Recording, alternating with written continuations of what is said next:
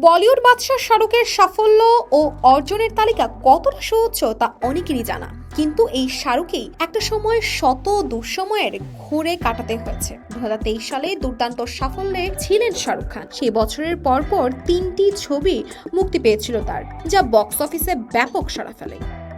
এর আগে 4 বছর দীর্ঘ সময় একরকম গৃহবন্দী অবস্থায় কেটেছিল শাহরুখ খানের। মূলত জিরো ছবির পর থেকেই পরপর ব্যর্থতা দেখতে পেয়েছেন শাহরুখ। যে ছবিতে হাত দিয়েছেন সেটাই ব্যর্থ। এমন অবস্থায় নিজেকে ব্যর্থ মনে করতে শুরু করেছেন এই বাদশা। দোষারোপ করতে থাকেন নিজেকে। শাহরুখের মনে হতে শুরু করে যে এই বিশ্বের কেউ তার সাফল্য দেখতে চায় না বলে এমন দুঃসময় দেখছেন তিনি। সেজন্য নাকি তিনি স্নান ঘরে নিজেকে আটকে রাখতেন বলিউড এই বাদশা। কাঁদতেনও সেখানে। সম্প্রতি দুবাইয়ের গ্লোবাল ফ্রেট সামিটে উপস্থিত ছিলেন শাহরুখ। সেখানে নিজের জীবনে ওঠাপড়া নিয়ে মুখ খুললেন তিনি। শাহরুখের কথায় আমি আছি তখন এটা অনুভব করতেই ঘৃণা হতো।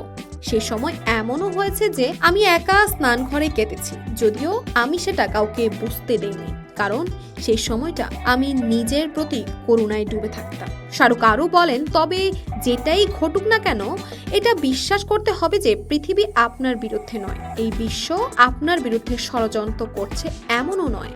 আপনাকে বিশ্বাস করতে হবে যে আপনি এটা কোনোভাবে খারাপ করে ফেলছেন, আর এটা ভেবেই আপনাকে এগিয়ে যেতে হবে। হতাশার মুহূর্তে আমি নিজেকে নিজেই বলেছি, চুপ করো, এবার উঠে দাঁড়াও, অনেক হয়েছে, এবার এগিয়ে যাও।